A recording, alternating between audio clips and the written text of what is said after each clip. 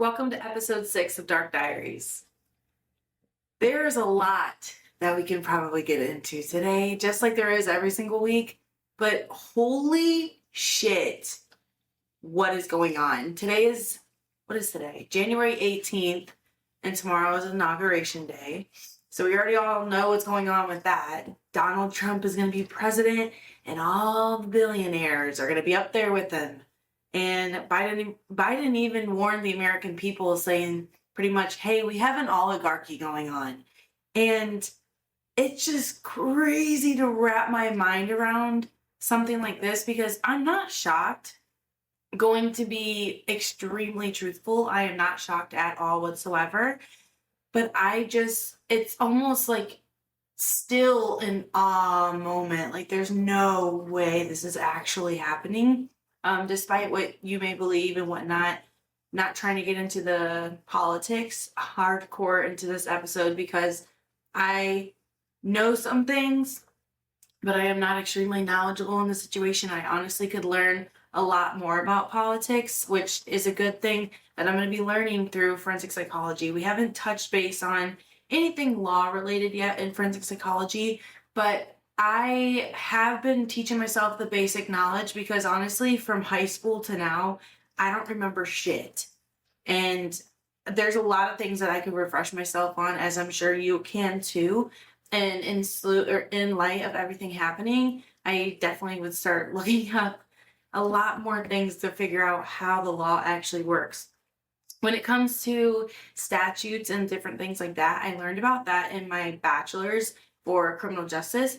I actually really thought at one point that I wanted to be a lawyer, because I hardcore was like, this is against this statute and this is against this. Like, I have a justice complex from hell, which is why I always say when I do become a forensic psychologist, like, I am going to put my heart and soul into the position, but I also want to make change throughout the criminal justice system to include sexual assault. I went away from that topic for a while because TikTok and the bans and Instagram and, whatever. I really want to incorporate that again, because I saw today, I think it's because of the inauguration that's going on, but there are so many protests going on. And the first one that I saw today was for women in the UK. And I was like, damn, what's going on over there? And from what I heard, was that women in the UK were protesting for women worldwide, like the oppression that women face. And if you don't think that there's some oppression on women, like, be so fucking for real. Really, really be so fucking for real. And with everything going on, not to get hardcore into it, but with everything going on, I honestly do not know what's going to happen with women in professional careers. I feel like they're really trying to just take us and make us mothers and make us just all about the men, all about the family, all about whatever. And I don't know how to feel about it, because I think it was only until like 1973 or something. I'll have to double check it right now, actually. I think it was in 1973 that women weren't even allowed to have like their own bank accounts. Let's look it up. What year were women allowed to have bank accounts? Like, it's crazy. Women haven't had their own rights very long at all, and I feel like it's just about to get stripped away again. Okay, so it says women in the U.S. were legally allowed to have bank accounts in their own names starting in the 1960s and 1970s, though the exact timeline varied by state and bank policies. Before the 1960s, many banks required a husband's or male relative's permission for a woman to open an account. The Equal Credit Opportunity Act of 1974 made it illegal for banks to discriminate based on sex or marital status, ensuring that women could open bank accounts, take out loans, and get credit cards without a male cosigner. 1960s to the 1970s. And the Equal Credit Act, or the Equal Credit Opportunity Act of 1974. It is 2025. We're facing this shit again. Like, I love that people are protesting. I really do. It's on my bucket list to at least do one in my life. I want to be able to get out there and like feel the advocation and like really be out there for a purpose. That's how I felt when I joined the Marine Corps. But unfortunately, in the Marine Corps too, I saw all the misogyny. It really is a thing. And to see what's going on in government, I'm sorry, like I can get along and talk to someone who feels differently about this. It's not the first thing that I would do. I would never get on a podcast to do that. But I'm saying in person, just because someone has differing views than me doesn't mean that I don't like you or that I can't talk to you. I could definitely talk to someone and still respect them as long as they respect me. Let's get that clear. I just want to make sure. But what the hell is going on? I need to get off that. And then the TikTok shit. It's all a money grab. We all know it's a money grab, and they're not going to admit that. People are like, oh, they think we're so dumb. First of all, they know that majority of people are just going to follow the herd. They're not going to think for themselves. It's the truth. I think it was like 30% of people are actually self-aware of themselves, like genuinely self-aware of themselves and not following the herd. That is not that many people. And I just found out because I was reading for forensic psychology this week and I was trying to prep myself for maybe a forensic psychology podcast this week. I was reading about manipulation and it said that 95% of people are manipulated and they don't even know it. Like, that's crazy. I'm not surprised, but that is wild. So let me hop off that horse. But the TikTok shit, that going away, I completely agree that it's going against our First Amendment rights. And if you guys don't remember what our First Amendment rights are, think freedom of speech, freedom of religion, freedom of press, freedom of assembly, right to petition the government. And I'm going to read it to you verbatim, okay? What it says in the Constitution. Congress shall make no law representing an establishment. Oh, my apologies. Congress shall make no law respecting an establishment of religion or prohibiting the free exercise thereof or abridging the freedom of speech or of the press or the right of the people peaceably to assemble and to petition the government for a redress of grievances. Tell me that's not saying the big F you to the American people. It is not about China. It's not about China. And guess what? They're going to take it away anyway because it's all a money grab. It's all a money grab. And it's just a matter of time before, who knows if another app is even going to pop up. That's what I'm like, that's what's getting me nervous is that the American people are going to get poorer and we're going to get stomped on more to not speak up. And we're just supposed to be okay with it. Like, it's just happening right in front of us. And we just got to be okay with it. And they're going to seriously do whatever they want because the criminal justice system itself is so corrupt. And I feel as though that there is a lot of people in the criminal justice system, obviously, that want to do good. Like, myself included. There's lots of people, and there's lots of horrible people too. But unfortunately, even in the criminal justice system, with people like them, who they're not in the criminal justice system, but people with power, people with money, they're going to influence shit. Not like, even when you start getting into the Supreme Court and like lawyers up there, like, you think they're not doing dirty ass shit? Because they are. And that's why when I was reading my book for forensic psychology, I wish I could talk. Forensic psychology this week. Testifying in Court is the book. I raved about it on my social media. The forensic psychologist in the book, he has like a backbone on him, and he's like a no bullshit, like, you're not gonna scare me, you're not gonna throw me around, I don't care about your power, I'm gonna say what I have to say, and this is my job.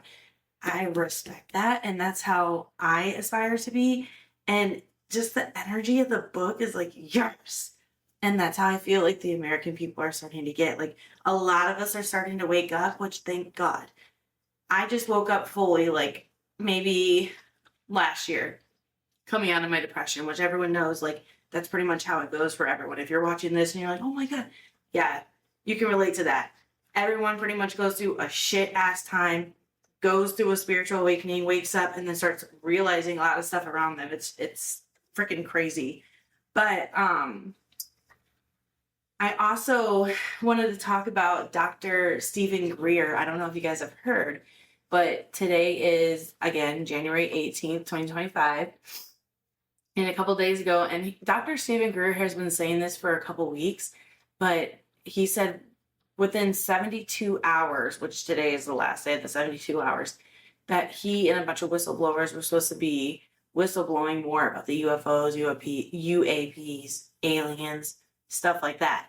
Holy shit. I haven't seen anything. Apparently, you're supposed to get on his website to listen to the podcast, and he's going to have a bunch of people on there or something like that. But it's going to be like a bombshell. Apparently, everyone's saying that like it's going to be like the biggest disclosure in U.S. history. So, I don't know. That's crazy. And piggybacking off that, you guys are not going to believe me. In Japan, mind you, I used to live in Japan, so this is like really crazy, but I don't know if I believe it, but at the same time, I think it was confirmed. I didn't double check myself. But in Japan, scientists just cleared for people, human beings, to have sex with animals and like have babies with them for hybrids. And apparently they're saying that they're doing it because of organ donation for humans. Like it's a good like genetic code or whatever to where we can get more organs out there for people. I don't know. I don't know about that dog. I don't know. Can I pet that dog? No, you can't pet that dog.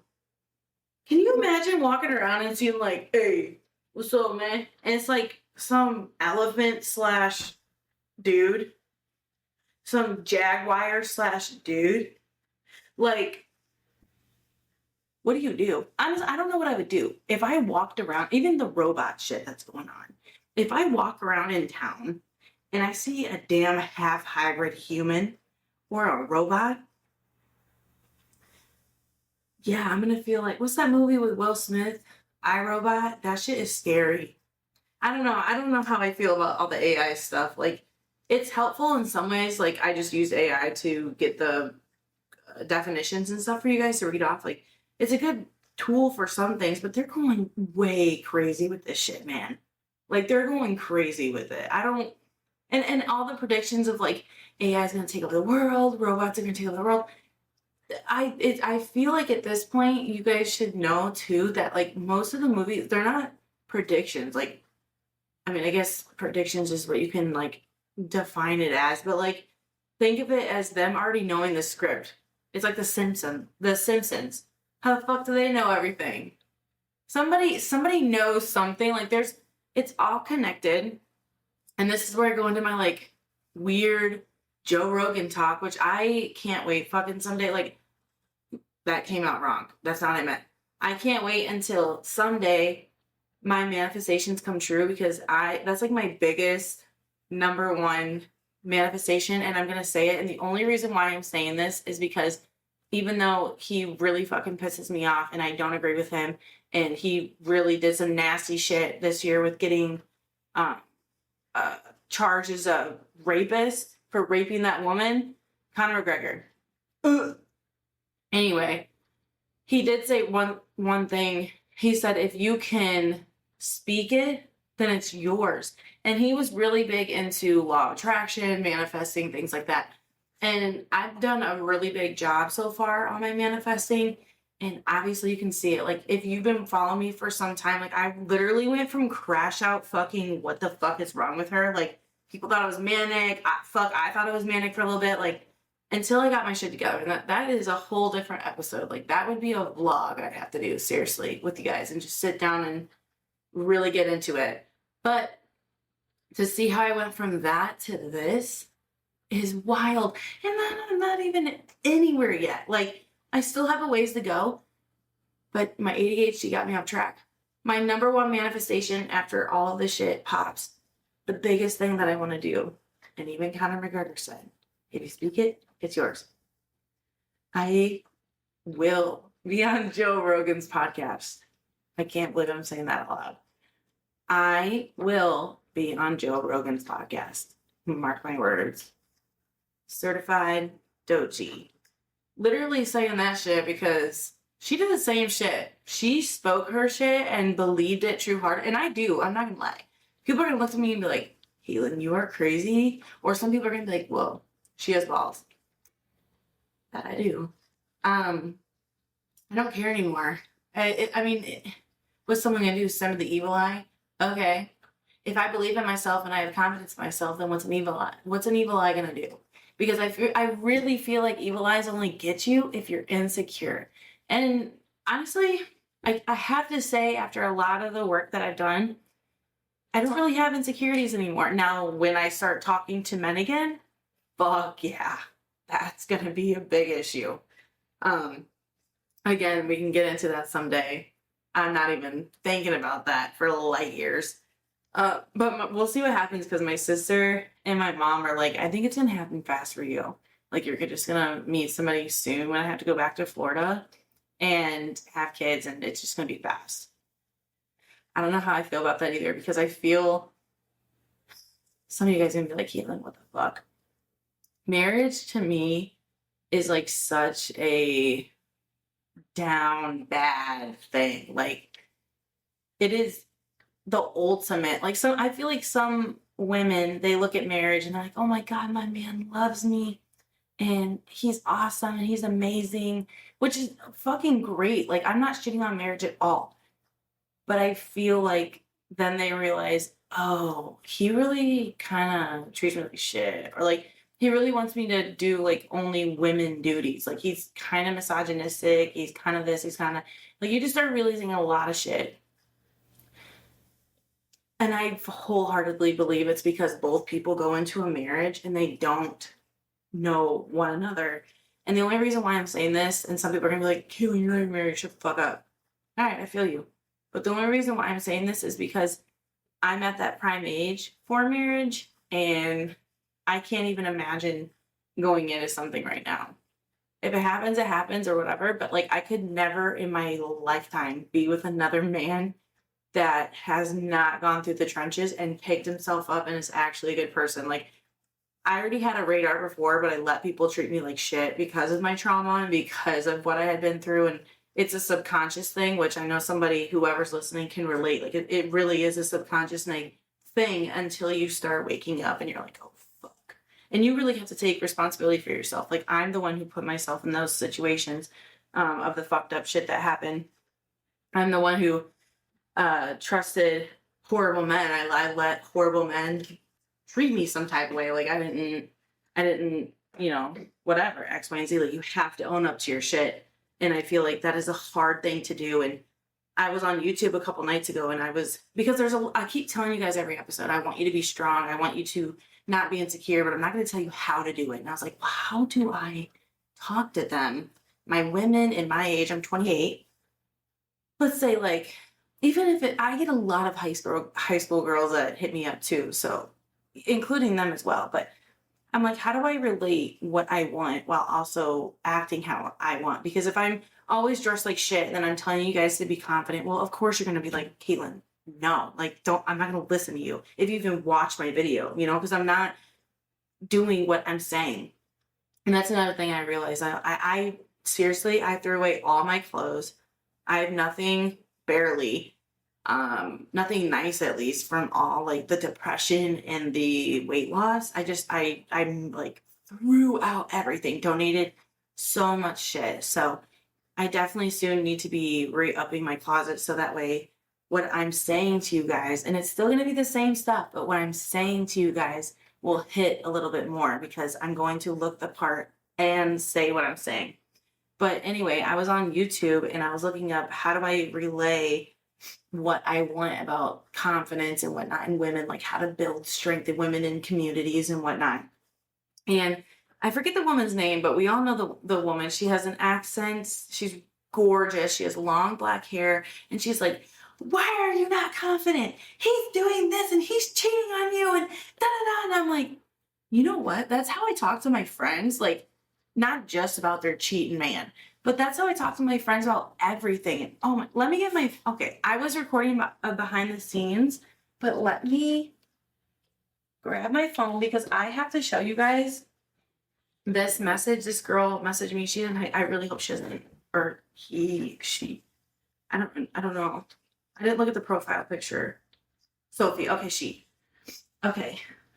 She messaged me, and like I said, I get a lot of high schoolers that hit me up, and it almost like warms my heart because a lot of people, well, not a lot. I've had 2 or 3 so far. Just another person asked to interview me for forensic psychology and just to do it for school and whatnot. And I get a lot of high schoolers that ask me prep as well. Well, this girl specifically had asked me about Muay Thai, and if you've been following my channel, my experience with Muay Thai has been great so far at this gym.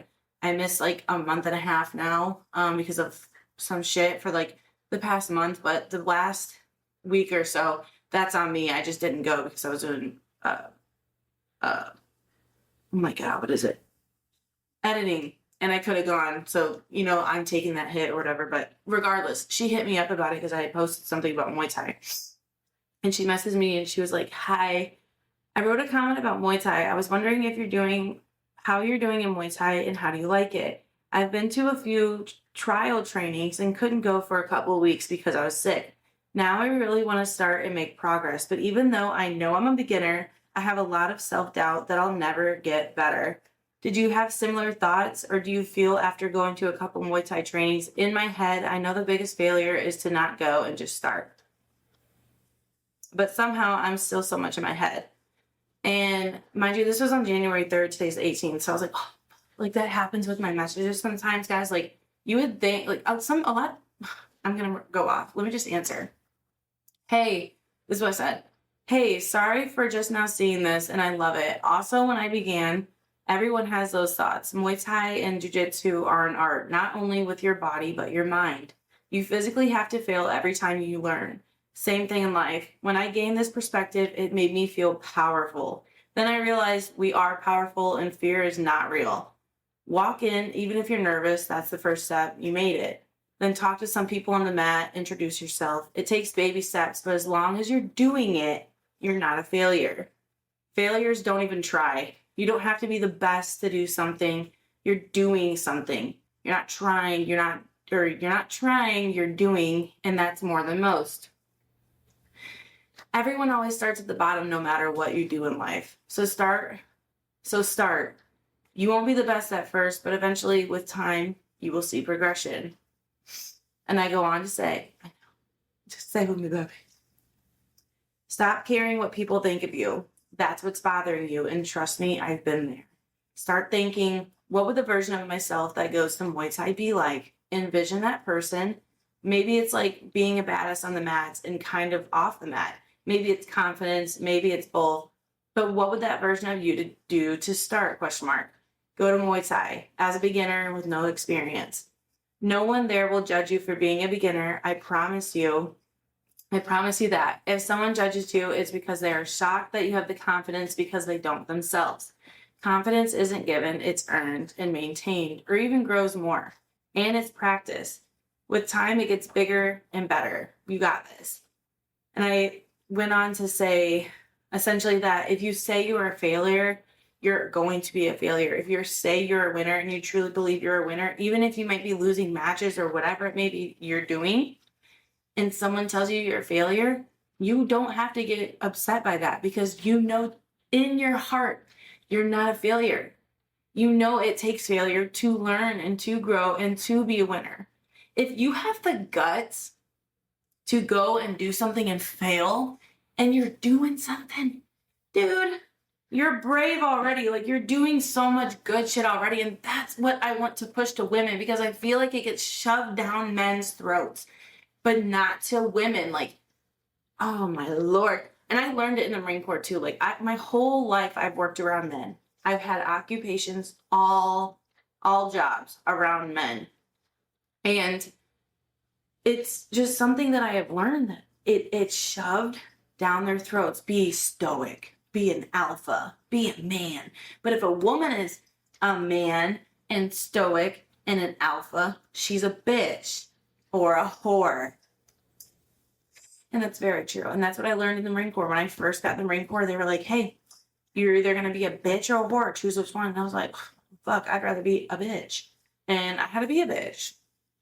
It's just what it is. But going off this, you shouldn't feel uncomfortable to do something because you're the new guy or you're a beginner. And I felt the same way when I did social media, or when I started social media, because dog, I started this when I was in the very deep ass depression.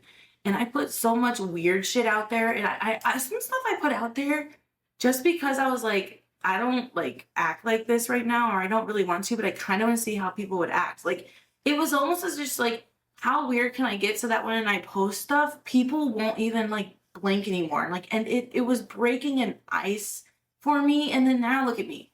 Like I talked about earlier, I've manifested so much shit, and I can't wait till we get farther in the manifestations, because we're going to get to know each other so freaking well. And I'm going to be able to talk to you guys, and we're going to build on confidence. We're going to talk to women. Like, that's another, like, the only reason why I'm so focused on women and forensic psychology and advocating and all this shit is because we are so divided.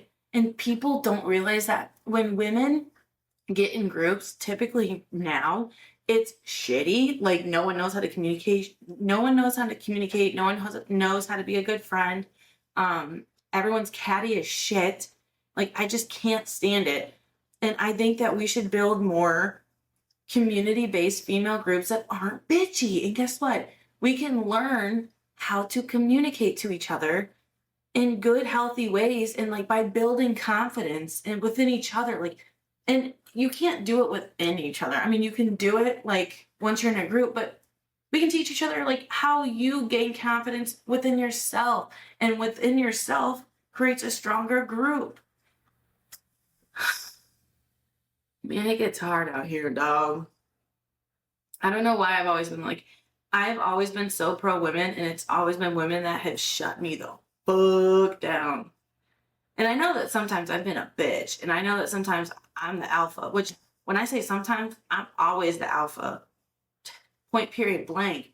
But guess what? When other alphas walk in the room, one thing that I did notice that I was different than other women on, if they were better than me, I could own it to myself, and I would literally talk to them and be like, how did you do this? How did you do that? Like, I would not shit on them. I would be so drawn to them to know, what the fuck are you doing? And how do I get there? Like, it's so intriguing to me, to where other women, they see that and they're like, let me drag you the hell down. Like, no, why would you take a powerful woman who's worked her ass off, whether she's a bitch or not? If she has worked her ass off by herself and she's a raging bitch, she might be a raging bitch and get her karma in another life or this life, but the bitch is making it. She's doing something right. She's doing something right. And you don't have to take everyone's negativity and take it into negativity. What do I say all the time? Take negativity and turn it into a positive. Learn what that bitch is doing to do good in life, be successful. Take it, twist it to your own, and be positive. Damn. I get real passionate about this shit because I do not understand why women are so mean. I could go on that rant forever. I just don't, it will never make sense to me. And even someday when I make it, like, I want to build by the masses, a woman base that I can talk to for my community. I want strong women to uphold each other. I want to talk about things. I want to exchange shit. Like, I want someone to be confident enough to be in a group or something and be like, yo, like, I'm not gonna lie, I was kind of a bitch to this person, or I was really bitchy. Like, you can take ownership, or even being like, guys, like, I'm kind of shitty in this area, and like guide them through that. Congratulations, like, you were able to start looking inward at yourself. I just have never understood. I've done that with literally all my friends, and maybe I'm babying them in some ways. Like, I have definitely been a mother to pretty much everyone in my life. And have I overdone it? Abso-fucking-lutely I have. Absolutely. But I don't regret it, because it's all taught me something. And that kind of goes into the forensic psych shit too. Like, when I really started getting into mental health and like learning how people are doing things and why do they do messed up shit and how does it affect people, because I had so much trauma in my life. It was causing so much of negativity in my life, a chain reaction, that I was like, dude, I need to know physically how this works, because it's going to make me like go crazy even more. if I don't know why I'm doing what I'm doing or why other people are doing what they're doing. And especially with my friends, like my girlfriends, like that was always the hardest for me to analyze. My mom was always the one that was like, girl, like, what you doing? Like, you can't see what's going on. And I would just let people treat me like shit because I wanted friends so bad. Like, I really didn't have any, which I don't know how I got down on that path, but ooh, I had some questions too that people have been asking me, and I wanted to tell you them because it's all about forensic psychology, and we love things about forensic psychology. And I want more women to get into forensic psychology. I want you to learn the confidence and the charisma of what it takes to be a strong woman. And we're going to do it together because, like I said, I went from the shit floor, depressed as hell, to where I am at now. And I have more confidence and I'm working on even more. I'm losing weight. I'm doing all this stuff. But I can own up that, hey, you know, I did gain a lot of weight this year. I'm not going to be like, no, I didn't. Like, blah, blah. Now I'm saying it was needed because in my depression, do you think I needed any more headspace to be worrying about my body dysmorphia and my eating disorder and shit? No. So I've gained weight, but I don't like hate myself. But at the same time, but this is crazy for me because I've always had body dysmorphia since the Marine Corps. But I don't like my body right now. And I definitely will get like loose skin removal, get the tatas done and everything. I am not denying that. When I lose more weight, I'm getting everything done. But it's crazy because it's like at the same time, I don't hate myself though. Which, and that's good, but before I used to hate myself so bad. So this is the things I'm talking about that I sit in bed and I think, okay, that's a really good thing, but like, why? What? You know, because some people would be like, well, if you don't hate yourself, why are you going to get the surgery? Well, I don't want it. And I want to, also another thing too, and this might be TMI, but like, who cares? I put everything on here. When I do go to have kids and stuff, obviously you have to do the thing. I don't want that. I don't want to have that. My sister's like, why don't you wait until after you have kids? I don't want to do that because after the train wreck of my life and all that stuff that happened with, you know, I don't want anything to be the same. In like a weird flipped way, it's almost like creating a new body, which is kind of like what my therapist was telling me what I did when I gained all the weight. It was kind of like a deflector of like making sure no one comes near me and shit like that. And I mean, she makes sense. Like, what a thing. But anyway, back to these forensic psychology. What got me into forensic psychology? Literally what I was just saying, all the trauma shit. I actually was going to school for nursing at first and at my community college. And funny story, I got sexually assaulted and it was at my workplace. And I went crazy after that, kind of like this last crash out, but this last crash out was like way worse. And so I had a crash out. And then I was like, after some time, I'm going to join the fucking Corps. And that's the very, very short version of it. Corps. And then went to college, got my bachelor's in criminal justice, was watching mine hunters in Japan, Okinawa, Japan, when I was in the Marine Corps. And I was like, what the hell is that job? Found out what that job is. And then I was like, okay, I'm doing forensic psychology. That's it. And then from day one, like once I have my mind on something, I'm fucking doing it. And from then on, I was like, yeah, I'm going to be a doctor in clinical psychology with a focus on forensic psychology. What is forensic psychology really like in school? Okay, when I went to the Chicago School of Professional Psychology in Washington, D.C., it was freaking awful. Like, worst experience I've ever had with admin and school in general. Professors, don't even get me started. I had one that we just went back and forth so hard. He was so rude, horrendous professor. I'm pretty sure he doesn't even teach here anymore. Like, he got let go and has to teach like other classes or something. He's horrible. But at the school that I go to now, it's really honestly, it's easy. Like, I thought it would be, I'm in my third semester. I just started, but I think this semester is going to be the semester that's really freaking hard because the first two semesters pretty much just like light reading, but like mediocre and discussion posts. And then now this semester I have discussion posts. I'm taking 2 classes and it's 3 months. I'm taking, it's discussion posts and then heavy reading. And in one class alone, I don't know about the other class, I have 3 8 to 12 page papers, so once a month.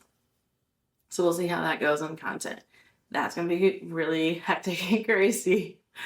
True crime and psychology. Why are we obsessed? Discuss why people love true crime.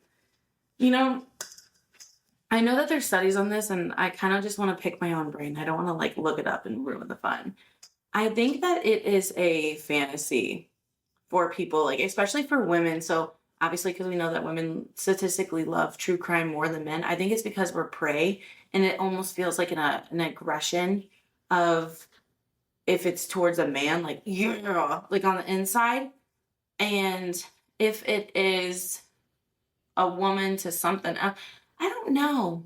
Like maybe it's kind of like the underlying aggression, like I said, but also maybe it's kind of like seeing how you could be hurt, murdered, all these things. I don't know what the fascination is.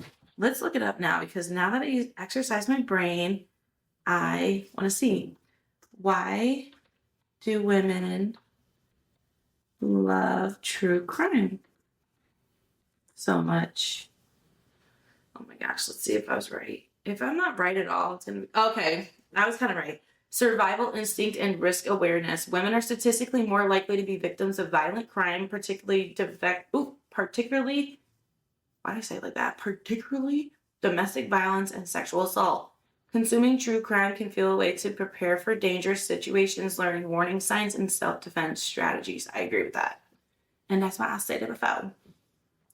Psychological and emotional engagement, desire for justice and closure, adrenaline and safe thrills, cultural and media influence, and community and discussion. Adrenaline and safe thrills. That's kind of what I was saying with like the anger.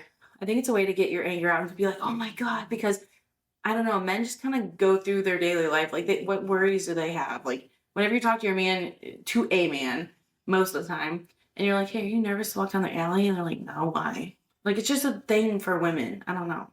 But the desire for justice and closure, I can definitely relate on that. Like I personally, this is gonna sound crazy to some, I can't watch the mystery murder stuff. I can't watch it. I have to know what happens at the end. Like if it's a mystery or someone get off the hook with something, like it physically bothers me so badly, because that's what's happened in my own life. Like, and other women out there can relate as well. If they're sexual abuse survivors, lots of times it's just overturned. It's just like, whatever. Like I saw a comment on my Instagram a couple days ago, some girl on an old video of mine, she was like, oh, my brother-in-law was found to be a corn or into child porn, and he got community service for like 118 days. What? Like, that's the stuff that I'm talking about. I don't know what specialty, if I will go into any specialties when I'm a forensic psychologist, but if I had to go into a specialty, it would definitely be with sexual assault. And I would just ransack that part of criminal justice. Like, I want to really get into studies and seeing how the criminal justice system works around sexual abuse survivors and in the court system and whatnot. Because wouldn't you also think that it would be good to have a psychologist or a therapist in the courtroom with the victim, because it's already so traumatic for them to repeat and regurgitate everything that's happened in front of a jury alone, but in front of the courtroom, like opening and saying something in general. There's just little things, and like I found out through my stuff that you can't even find out all the information. Like there's so much. Maybe we can go into it one day, and if you guys have questions or if you guys have stories on what you did in your case, if that was just kind of like fucked up that you noticed like that shouldn't be like that, email me at darkdiariesmanage@gmail.com, because I'm genuinely interested in packing all of this stuff together and figuring out what I can do in my part about it, because I really aggressively want to attack this situation when I do become a doctor, a professional forensic psychologist, and I can't wait for that day. But, I think today that we're gonna keep it on that. I really ranted for a decent amount of time, and I'm just really wishing you guys the best. And don't be so sad about TikTok. Like it is really sad, but we should be more sad and mad that they're taking away, they're violating our First Amendment right. That is what's scary. and I know a lot of people are going to like either not see this or not even care to engage with it or not even care to listen to what I'm saying, but just our right to go to college women, who knows like how far they're going to take this shit. And it's not even just about college. It just makes me nervous because I'm sitting here and I'm telling you guys, like, I have the opportunity to have this camera, to have these lights, to have this computer, to have an education, to continue my education, to have the opportunity to make this podcast, create content, do what I want to do. And then who's to say in a couple of months that laws don't change or something and I can't have any of this or you can't have any of this. Like, it might seem stupid to some, but it really is not dumb to me. And it really is pressing on me to push for women advocacy and just really making us strong and really get together as a group. Women by the masses are dangerous. I fear they are dangerous, especially when they're on the same page fighting for the same thing. And I just have to figure out a way to reiterate what I want to say to you guys in a proper manner. And I feel like my speech has been getting better with that. And if you guys have been following along, maybe you think so too. But how do we collectively gain confidence? That's like one of the burning questions that I have. And I also feel like gaining confidence, not only as women, but as men as well, helps with recidivism.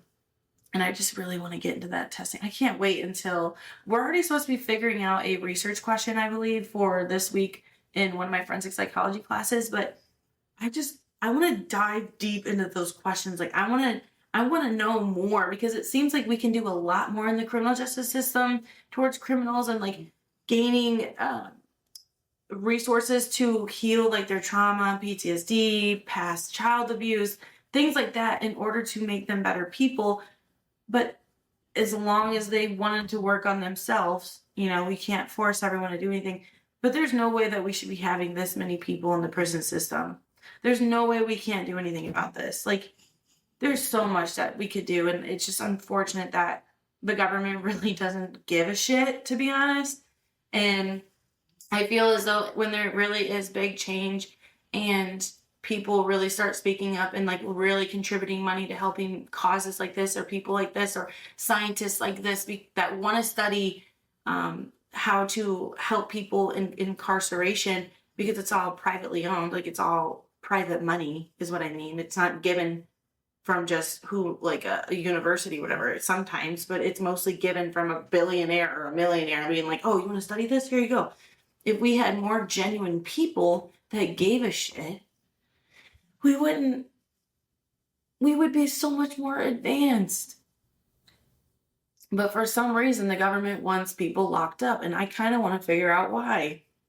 I just feel like when I become a forensic psychologist, like I'm a person that has a lot of questions of why, and I want to know the damn answer.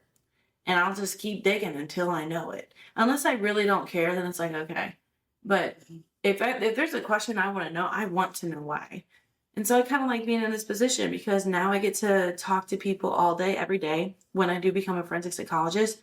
And I get to learn about people. I get to read people. I get to really, really see your movements, your subconscious movements. Like people do things subconsciously and they don't even know. Like if people lie and stuff, sometimes they'll like, or they feel uncomfortable and they don't want to be in a conversation. They'll go like this with their nose or like kind of rub it a little bit, maybe play with their hair.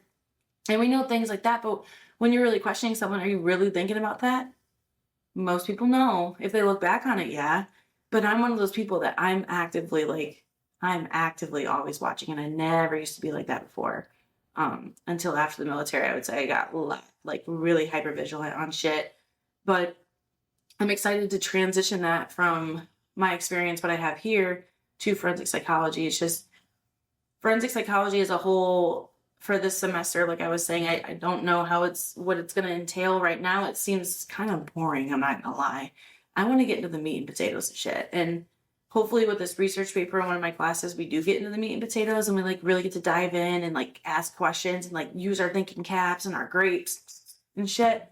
But lately it's just the past 2 semesters, it's been just discussion posts and like, I agree with you, Susan, and shit like that. So I don't know. But the books I have found interesting, the readings I have found interesting about forensic psychology And genuinely, if you're interested in true crime or how people are able to do what they do, like in horrible situations and crimes and different cases and, fucked up shit too, like why is someone a pedophile or, whatever it may be, forensic psychology could definitely be for you. Some people I know are forensic psychologists or going to be forensic psychologists, my apologies. They're going to work with children who have been abused and what is it, like juvie situations as well.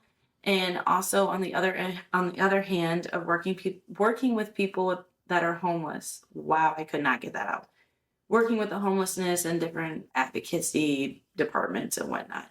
There's so much you can do with forensic psychology, and I'm still learning. And I've only been able to find, I think, 3 forensic psychologists on social media. And they're actual, like, they're already done with school. They've been doing it for however many years. They're really good. Now that TikTok's going to go bye-bye, I don't know if I'll see their content anymore. I need to see if I actually follow them. But I want to be point A to point B. I want you guys to see me grow while I'm teaching you to grow at the same time, like what I'm learning. Like I would never, and don't take that with a grain of salt. Like I would never tell you guys something and not do it myself. Like the biggest example that I can use right now that is making me a hypocrite is that I'm telling you to be confident and whatnot, but I don't have like the confidence in my clothes because I don't have the clothes right now. But that will come in time when my manifestations start coming through and getting a little bit more money and being able to shop and get whatever the hell I want because I already donated everything. Other than that, everything I say to you guys is the same thing that I would say to you in person. And I would absolutely love DMing people and talking to them. I mean, you see me DM that girl earlier. Like, I'm going to encourage you. I'm going to teach you things. Like, not that, it makes me high and mighty or whatever. The only reason why I'm saying I'm going to teach you things is because I do talk. I am speaking to you. I created this podcast for a reason, to get things out to the masses, because people talk, but do they really? Are they really that blind? Are they really that open? Are they really that trustworthy? And like, honestly, I can think of one time in my life that for real to a person, like a friend that I lied to. And it was so terrible, the feeling of lying, that I never did it again. Like to a woman. And there's one time I had to lie and it was a fucked up lie. I'm not going to lie. And maybe someday I can talk about that, but it was a fucked up lie, but I only lied because I was scared for my safety. Let that be known. But other than that, this other time was the only time I ever lied. And it was because this girl hooked up with this guy. And she's like, don't tell anyone. I was in high school. I was like a freshman. And so she's like, oh my God, don't tell anyone. And I was like, okay, well. And then it had come out in conversation somehow. And I remember when I accidentally said it, I was like, oh my God.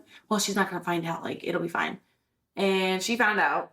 And then she pulled me in the bathroom and was like, hey, did you say this? And I lied to her face. And I remember I knew she knew. And I just felt like shit. Like I cried so hard. I had so much empathy. I was like, oh my God, I'm going to hell. I'm going to hell. Like I am such a shitty person. And I just never wanted to feel like that again. So that's also probably one of the reasons why I am an over truthful person. Sorry, I had to get a drink of water. My throat is dry. But with that being said, we're going to go through this journey together. Follow me on YouTube. It's at Kate's Dark Diaries, and my Instagram. Don't forget about my Instagram at Kate's Dark Diaries. But I'm sad and low-key about TikTok just because I started there. But I'm really excited about this YouTube journey. And I know that you guys are going to be really kind to me throughout the whole thing. And I'm going to have the best audience and the best group of girls, because I've already been looking at my audience statistics, and it is women ages through 28 to mid 30s. And so far everyone's pretty supportive out there. I think shorts do pretty good and whatnot. But let me just shut up because I'm going to ramble. And I will see you guys next week. Don't forget to check out my YouTube and whatever else, okay? Because I love you. Okay, bitches. I love you. Katie loves. Bye. I just want you to know that absolutely none of that recorded on my mic because I didn't press voice memo play. It is A-okay. Bye.